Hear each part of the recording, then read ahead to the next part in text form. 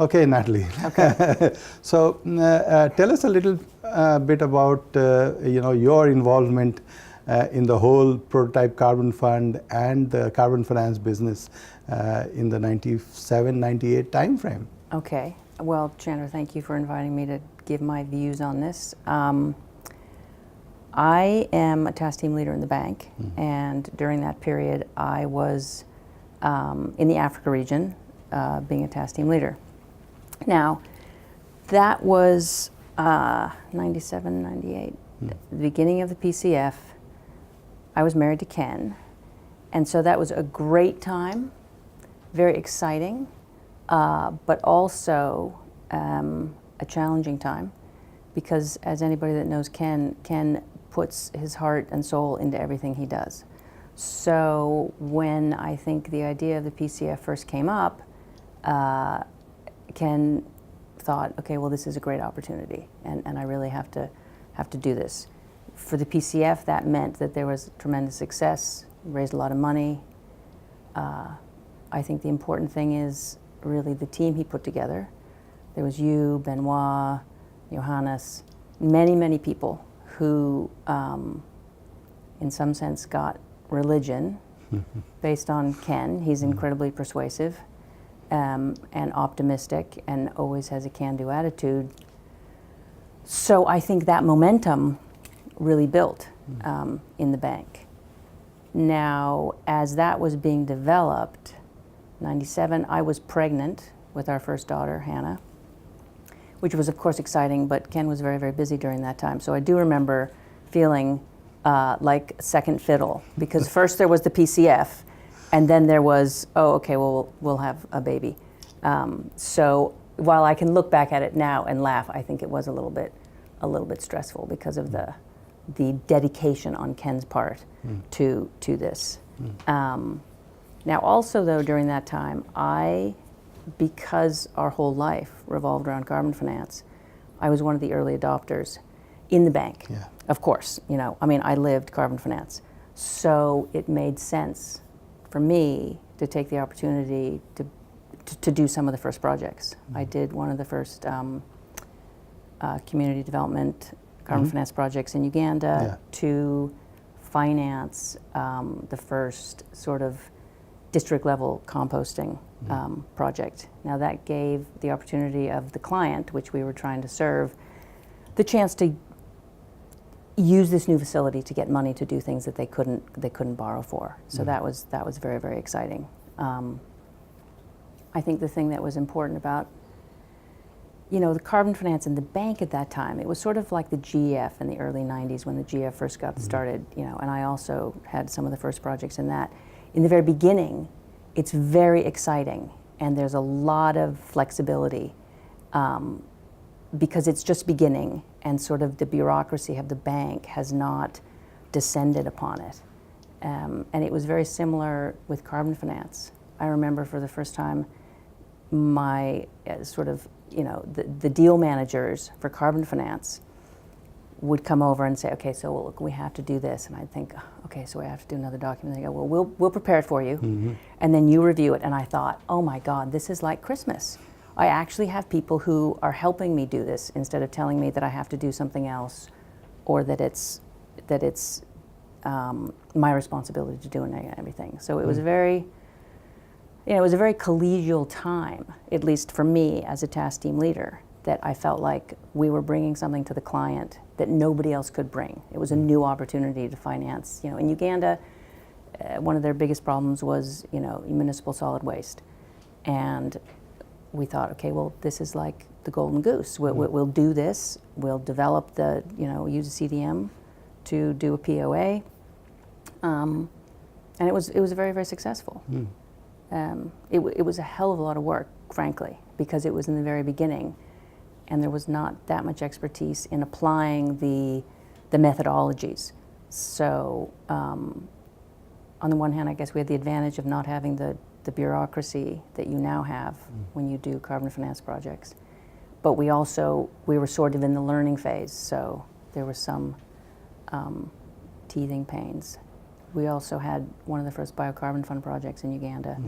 So that was a different, sort of different objective, different team of people, but that was also very, very satisfying, I think, for the client and, for me personally, because it was like, okay, so this is why they're doing carbon finance. And the environment in the bank, you're having gone through the whole process with the GF and then in 96, 97, President Wolfenson coming in and trying to create new products. Must have been a very exciting time. For me, I just come, I didn't know any different. You had been around for a while. Right. But I certainly felt it was a very exciting time for someone like me who'd just come in. What was it like for somebody who'd seen the changes happen?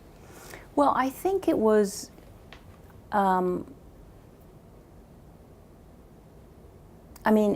those days, I joined the bank in 91, and so the GF started in 93.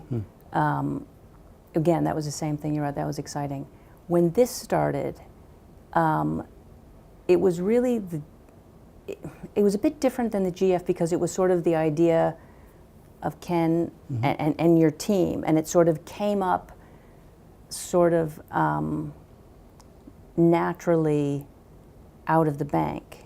And I think the difference between, or that sort of magical time was only possible because of Wolfenson. Because, he very much supported new ideas. He was very interested in encouraging teams and ideas for innovation, for bringing in the private sector innovation and things like that. And he wasn't worried about risk. I think one of the things, at least my perception, sort of starting in 2000, 2003, 4, from then on to now, the bank has been sort of hobbled by the fear of risk. We don't want to take risk. We don't want to be, out there on our own. And I think Wolfenson's belief in this as an idea and his support was really the only reason that it happened. And plus he had, Ken is a very unusual person. Quite frankly, half the time my attitude would be like, okay, so look, you know what, just give up. Really, like everybody's beating you up. Everyone's against you. Just see the writing on the wall. Now that's not Ken, ever in his whole life. He's the most optimistic, most sort of driven, dogmatic person I've ever met, both to his advantage and sometimes disadvantage. But I think, once Ken had come up with this concept, and he had you, he had Benoit, he had the whole team together, it allowed him to sort of fight back against, Ian was against it. Yeah, Kristalina was against it for some time. So there was sort of early support, and then when it was like, oh wait, this is really going to happen, where we need to control it, they've raised a lot of money, and now they have their own sort of, it was like this thing that grew, and then it was a little bit out of control, and they wanted to control it, and and that's what ultimately, I think, made Ken leave the bank.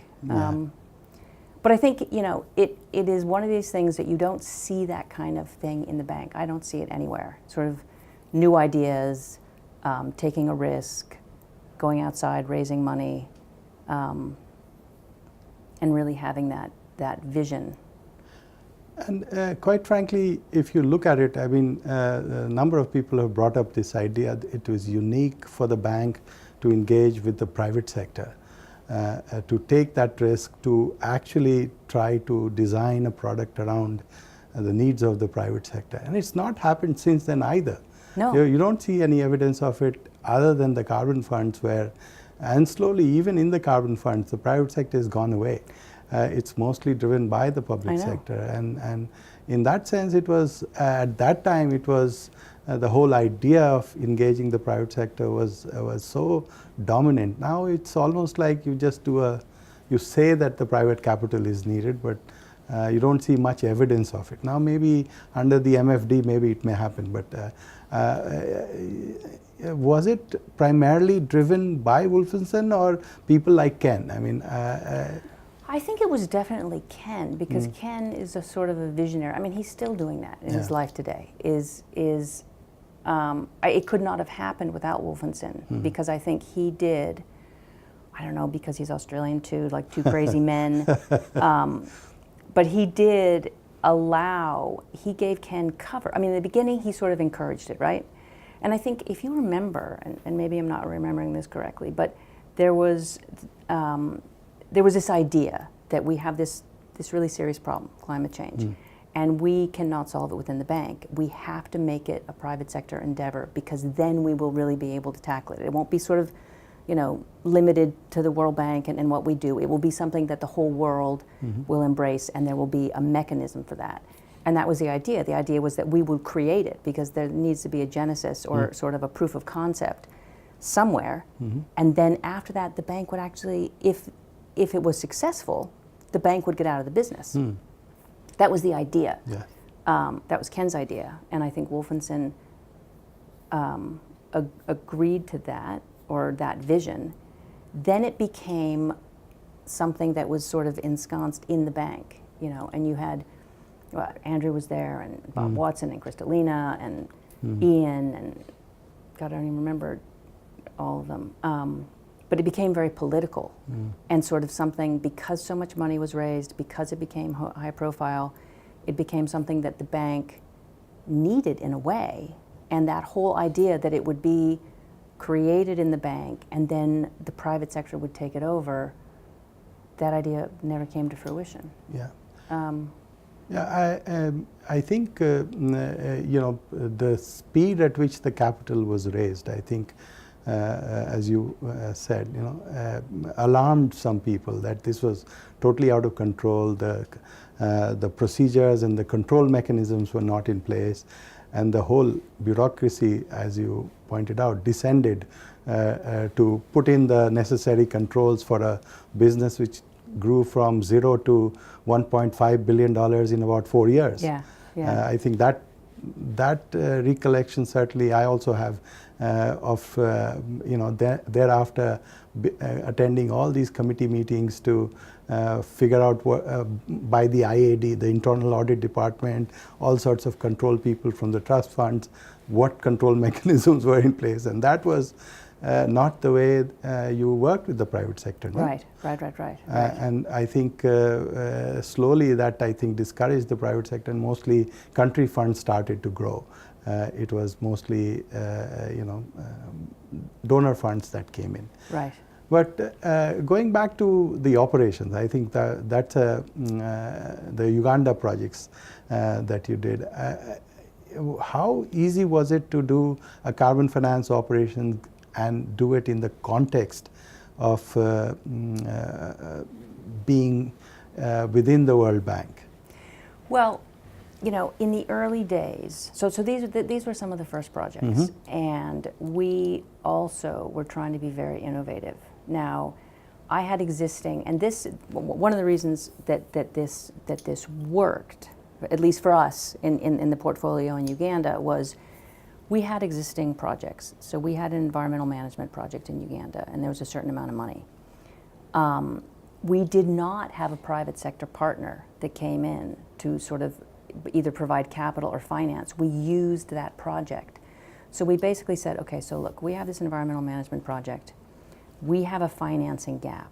We will have a long-term financing gap to pay for the sort of the priority environmental actions. So we said, look, we're going to use finance. We're going to use carbon finance to actually pay for this. Now, in terms of the capital that we used for building the composting sites, that was an activity financed under the World Bank loan. And that was perfectly consistent with our existing PDO and things like that. So we added this on as an activity. And it was, at that stage, it was easy, because if you had a carbon finance project, you just had the same ISDS, you had there was none of this extra bureaucracy. So in that sense, it's sort of like MDF at its best in a way, but we were using the finance that we already had, because there was no way, I mean, we tried. There was no way to bring the private sector in to do this sort of, solid waste management or partner with them. We had lots of different analysis of how that would work, but it was just too risky for them. They couldn't be guaranteed to get the money back. So we had this hybrid approach to using IDA loans to pay for the capital investment, but then the carbon finance, or the money that would be coming out of the carbon payments, would generate enough money to continue this operation in perpetuity.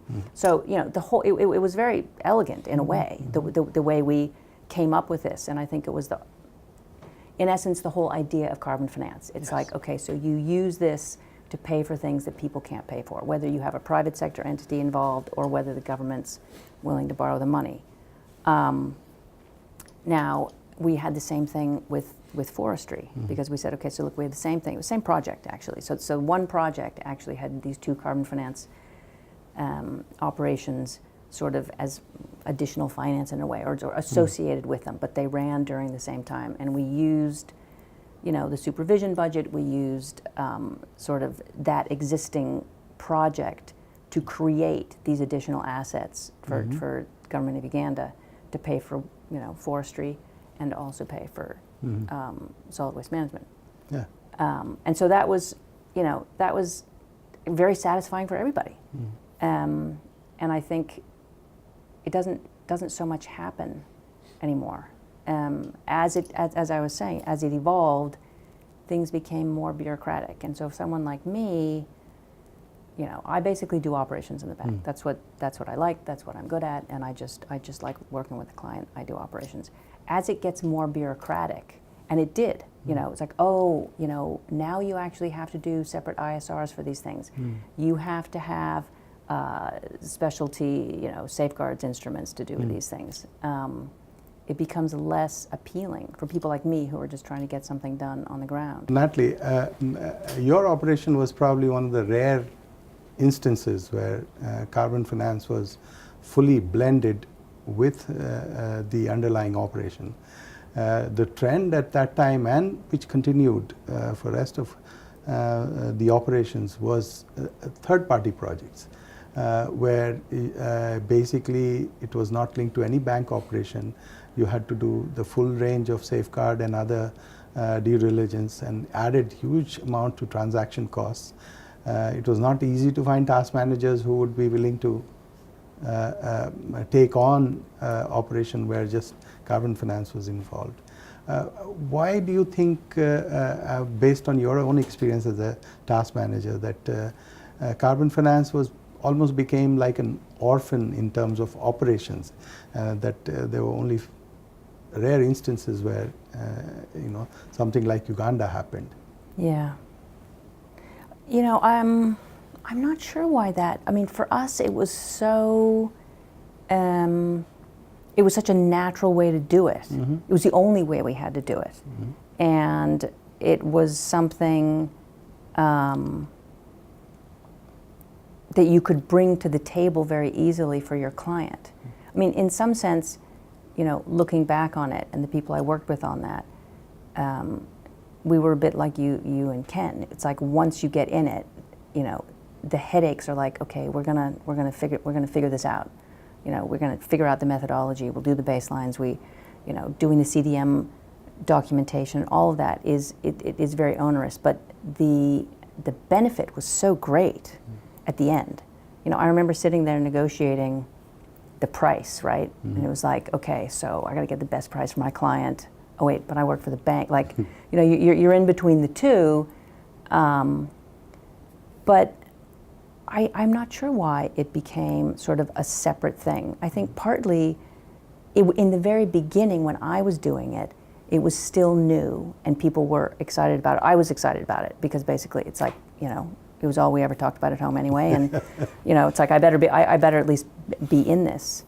But a bit like the GF maybe, and the carbon finance is, as like I was saying, as the bureaucracy built, the bank kind of ruined a very good instrument for adding value to existing projects. And I remember, you know, having a conversation with Benoit Bosquet, who was doing the biocarbon fund, and him saying, okay, so well, should we do this? And I said, look, I'm just going to, you know, the least bureaucracy, the better, because people will do it. I mean, I'm sort of obliged because I'm married to Ken to do this, and I'm committed.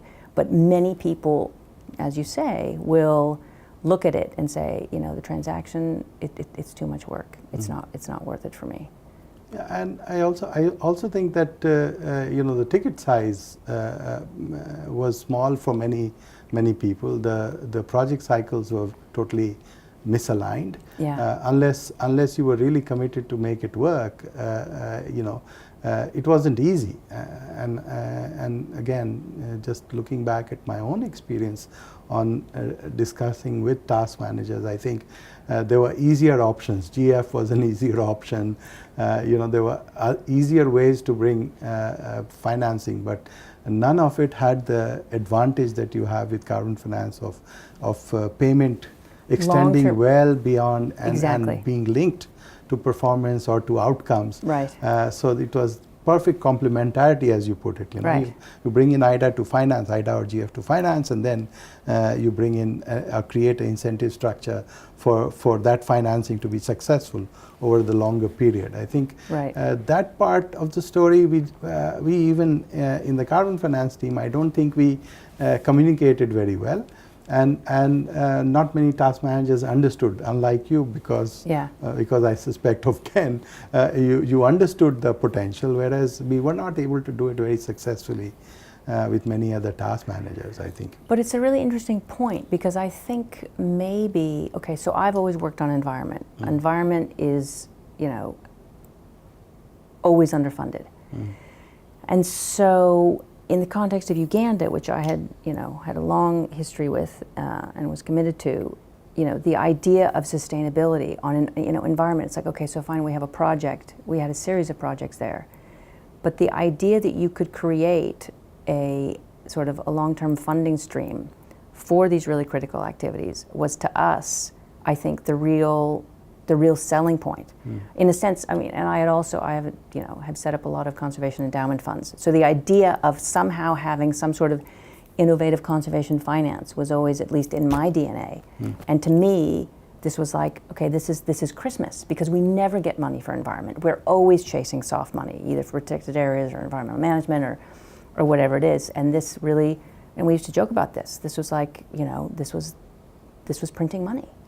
You know, and I remember the first time sitting in Uganda with Hassan. I don't know if you remember him. He passed away now, but he was on my team. You know, and we were doing the calculations of the tons, and if we could get $10, like, my God, we're going to be rich. No, we weren't getting anything out of it, but, you know, this was money that would be, you know, in some ways it's a legacy. It's like, okay, so fine, we created this National Environment Management Authority, and, you know, I'm sure everyone's going to steal the money from them, but this would be something, you know, at least for however long the ERPA was, that this money would be available. And to us, working on environment, that's a very, it's very satisfying, and it's worth a lot of trouble. The methane being the greenhouse gas in the project amplified the impact. You know, if you know, at $3 or $5 a ton, methane has, because of methane, you have the ability to potentially transform waste management. It doesn't work as well for energy. At $15, it makes a lot of sense. $20, it begins to change the technology choice. For transport, you have to go up to 50. So you were lucky that you were in an area which probably was a major environmental issue. It was a major environmental issue, and actually, now that I'm thinking about that, we started, I mean, to be really honest with you, we were looking at carbon finance for a way to make money to sustain the National Environment Management Authority. Okay. So the first thing we looked at is they had a landfill in Kampala, and it was not a sanitary landfill. So we said, okay, so look, what we're going to do is we're going to do a landfill project. And that money will go into the, you know, the fund for them, and this will be really easy. So we actually did the whole methodology, we did the feasibility studies, and we were working with KCC, which is Kampala City Council.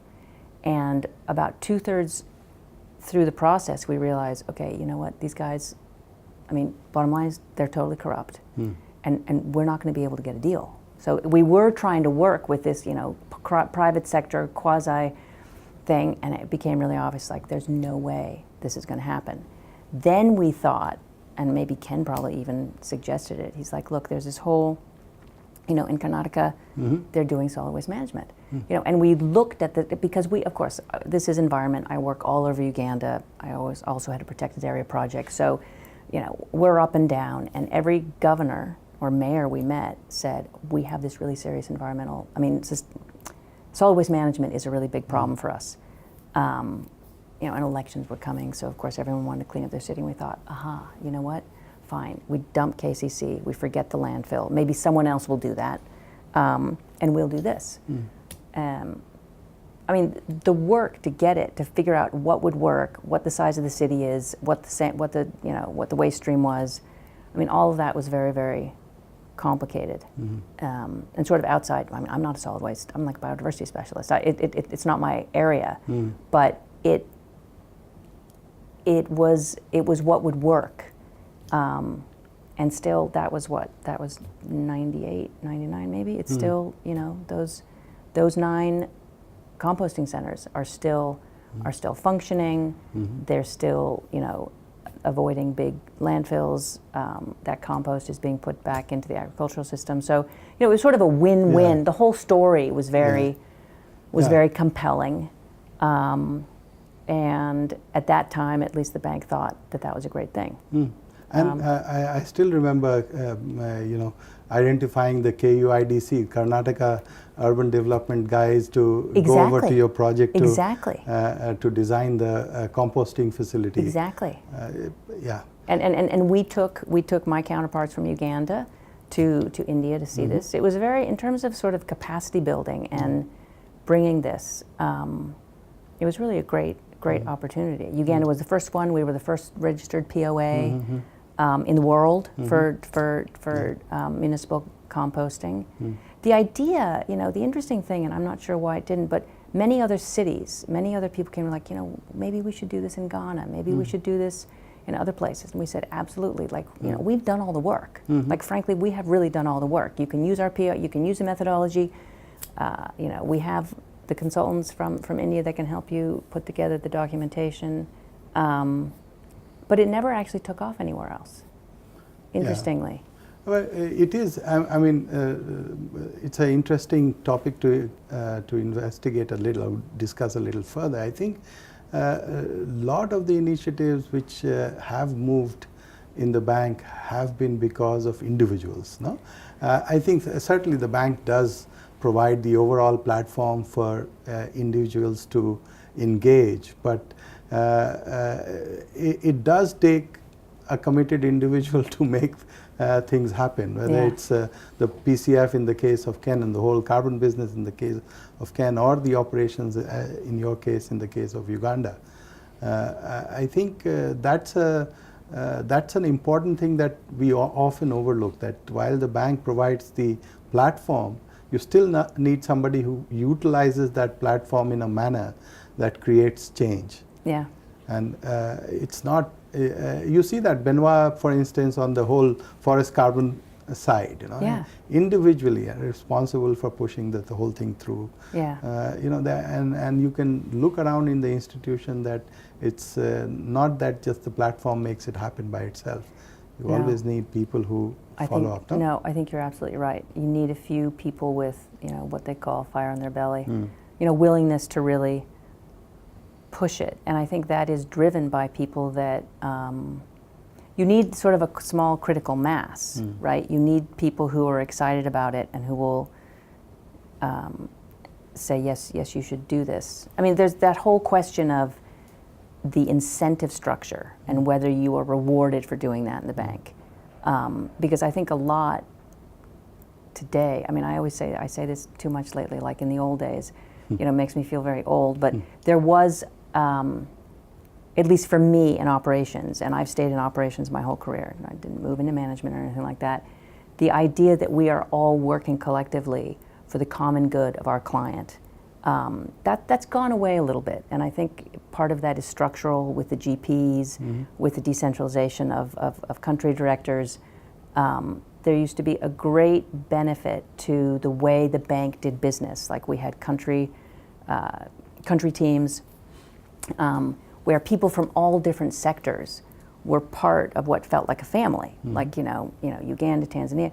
What can we all collectively do to address the issues that are current in that country? And there was a country director who you knew well, who supported you, and if you floated an idea, I'm sure they're probably like, okay, look, crazy Natalie. She's always got some protected area thing or environment.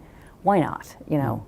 We never asked for more money because they would never give it to us anyway. But I mean, part of it was, this is what you're doing because you believe in it.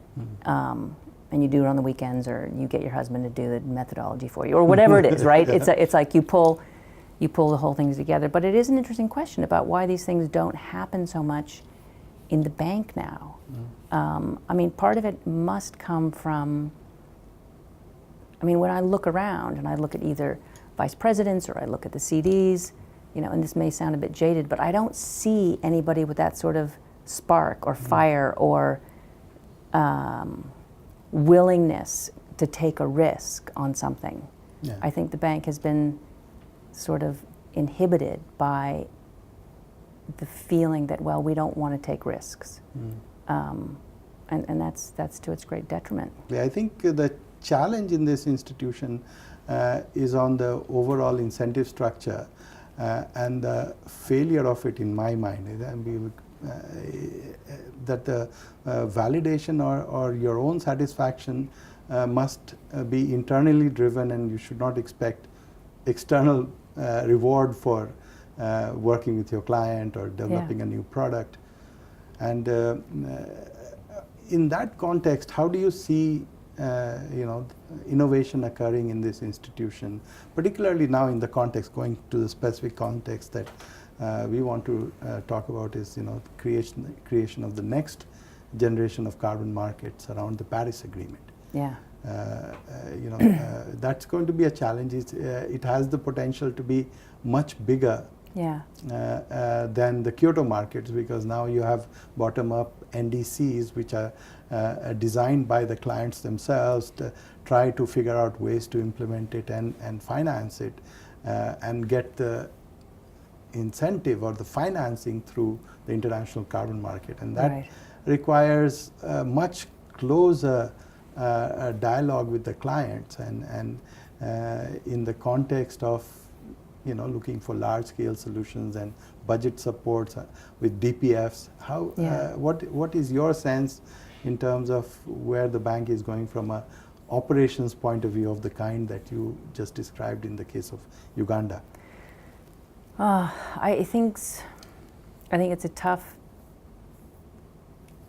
it may be a tough sell because I think the structure that we worked with in the 90s and the early 2000s was fundamentally different than it is now. Like, for instance, if you take me, I do the same thing. I work on operations. I've now worked in the Africa region, South Asia, ECA. Over the past 10 years, I don't have a relationship with a country team. I don't have a country team. The whole concept of a country team is not there. With the exception of one, I don't actually even have a relationship with the CD.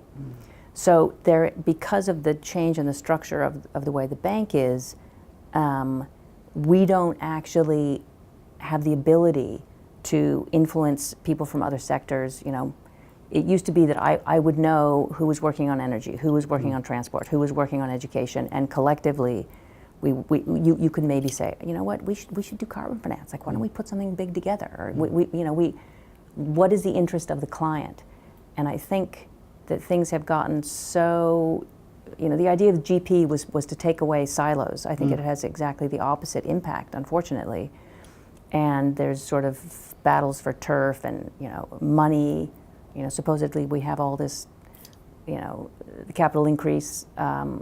We have less money to do it with. We have less staff. The bank has turned into something that is, it's not so client-focused, I don't think.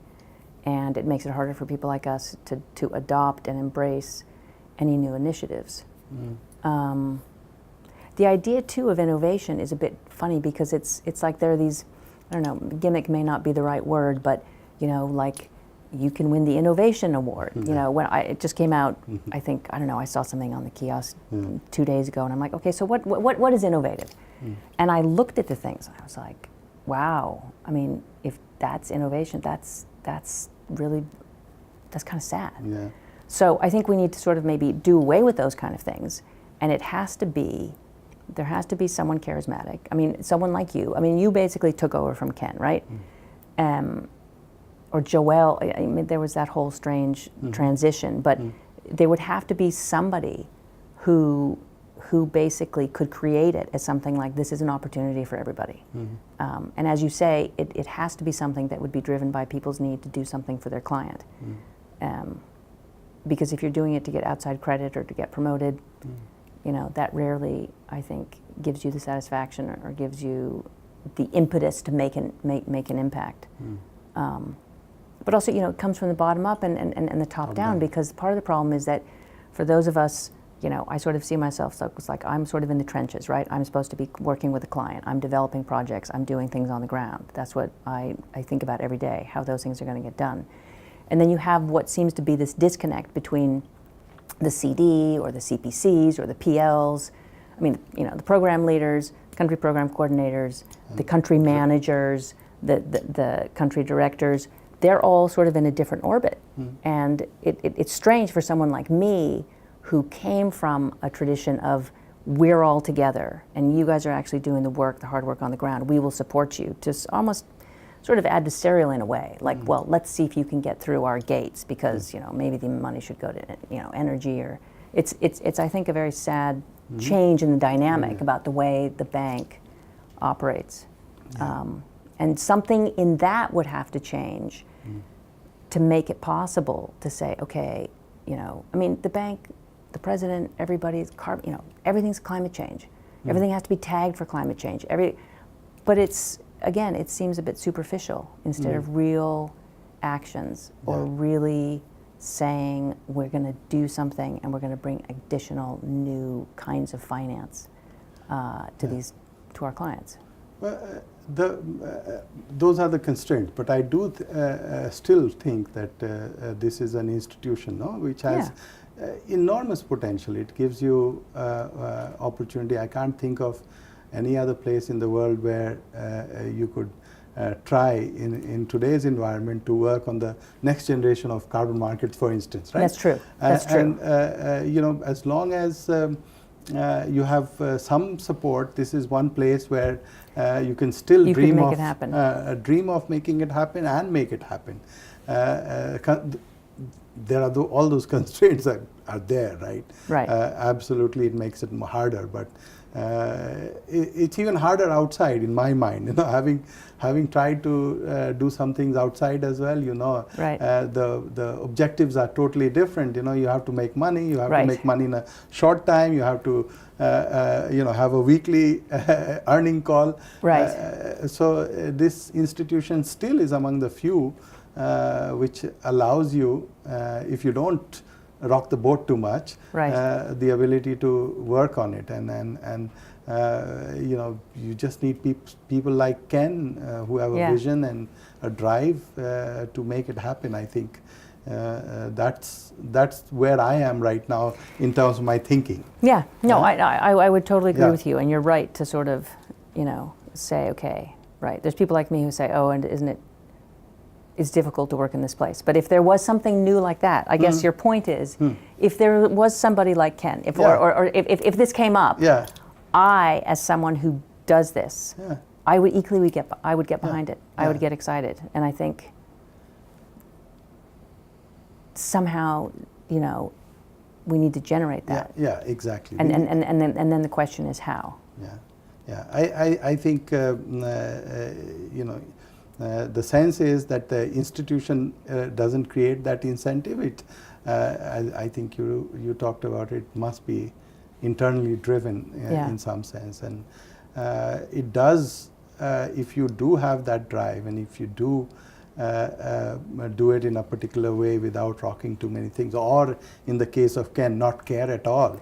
Right. You're at a high enough level. Yeah, I was just going to say, maybe the answer is actually to rock the boat, you know, to rock it extremely, to get people's attention, and then get Yeah. somebody at a high level like Wolfenson at the time. Yes. I mean, he didn't have to do any work for it, Yeah, except for yeah. to say, I'm not going to stop you. Yeah, exactly. You know, and there were plenty of people that tried to stop Ken, you know, and eventually, I mean, the train had already left the station, Yeah. I think, thank God, right? The money was already there, Yeah, the yeah. idea was there, the team was there, Yeah. you know, and I think that's one of the things, the team that Ken created, and the commitment of all those people, you know, and it wasn't actually a lot of people. No. I mean, No. there was enough people, we used to all get together for dinner. Yes. So it was, you know, it's not like it was a big army. I mean, it was like, you know, Yeah. 5 or 6, 7 people, Yeah. you know, who were still, of course, very close, because that was a very important time. And I think it was, it helped solidify for many of the young people, you know, I mean, you, Benoit, Johannes, that these were people that could believe in something and actually work really hard, and, you know, in some sense make a name for themselves, which is great, and in other ways, just have that experience, which makes you, I think, willing to work for things in a way that even if someone else hasn't created it, that you're still sort of pushing for it. Yeah. I mean, it could have very easily died out, quite Yeah. frankly, when you think about it, the whole carbon business. Yeah, and it's now mainstream in some sense, which gets in the way of innovation, I think, but Yes. it's there to stay. I mean, we've been talking about over the last 4 or 5 days in terms of the impact of it, you know, and the recognition that a whole concept of result-based finance and operationalizing the concept of result-based finance is probably one of the most powerful outcomes of the whole carbon finance business. Right. And the way Ken and others are making a business for cook stoves, for instance, in very difficult environment like those that exist in Africa, I think is a testament to the fact that here is a product line which is there to stay as carbon pricing becomes more mainstream and required in order to address the challenge of climate change. It's only going to become stronger. Right. So from that perspective, I think you know, I think the prospects are good. I think the prospects are good, and actually something that you brought up earlier, which was this whole question about the role of the private sector, where in the nascency of the carbon, you know, in the late 90s, it was difficult to get the carbon. It was difficult to get the private sector in. I think that today things are very different, and it would be worth making a bigger push for that. Yes. Now, the problem with that is that the bank, quite frankly, and that's why, you know, when people say, "Oh, we have to have this, you know, MFD or whatever," it's like it seems a bit like a gimmick. Okay, to be perfectly honest with you, in someone from operations in Africa now. But I think the combination, and this is really where this whole thing started, is that this was started by the bank, this was started by this team, and then it was supposed to be taken over by the private sector. You know, the bank was supposed to be the incubator of this idea, and then it never really moved out, and that might be why the private sector didn't get in on it, and also it's sort of stuck in this weird sort of phase or you know, operation in the bank. But now, I mean, it is a very different time. I do think you could really harness the private sector. And what the bank would have to be willing to do is to say, okay, we're going to, you know, we will foster this, but as soon as the private sector is there, we step back. Now, what happens, and this happens in energy, this happens in water, is you see basically the bank saying, well, I have a project and I think we should deal with solar, so we're going to have this, and then they say, well, we can't attract the private sector. It's like, well, you're not attracting the private sector because you're in the way. If you step out, you know, they've just had an evaluation this morning of, I don't even know what it was, but basically like the Africa climate change, you know, a strategy. Yeah, business plan and strategy. Exactly. So I was reading the comments last night, God knows why I was doing that, but one of the comments was, for instance, in solar, it's been hard to attract the private sector. I mean, the fact of the matter is we know that the private sector is there. They will step into solar. and really the bank needs to get out of the way to allow them to come in. And I think there is that attention often because, you know, the bank needs to loan. And the question is, what is the most appropriate thing to do? You know, it's the reason that we build, you know, coal-fired power plants or, you know, the next generation of hydro, when we should actually be saying, actually, we shouldn't be doing that. You know, the private sector can come in. The private sector can come in, and we should encourage government to enter into these agreements, you know, these purchase agreements, and we will do whatever else needs to happen for the environment, you know, the enabling environment. But actually let the private sector do its thing, just like cook stoves or solar. There's ample opportunity, and we have to figure out what the role of the bank is to make, either create a level playing field or whatever it is, but I find that we seem to be sort of like getting in the way. It is that the institution seems to take over the whole space and not allow the private sector to get in or breathe, and that's what I think would need in the next generation. Yeah, and I think related to that is this whole concept of how we work with the private sector and how you use the private sector to meet your objective. And the private sector, by definition, and you referred to this earlier, they need to make money. I mean, you take Ken's business, right? I mean, Ken has been struggling, you know, to keep this carbon finance business during the really difficult times, being very innovative, never really making any money, quite frankly. Hopefully someday. But I think the idea, often people are like, well, with this kind of things, either an NGO should do it or the bank should do it. And I think there has to be a recognition that the private sector should play a role, that you can do good by doing well. This is what Ken says all the time.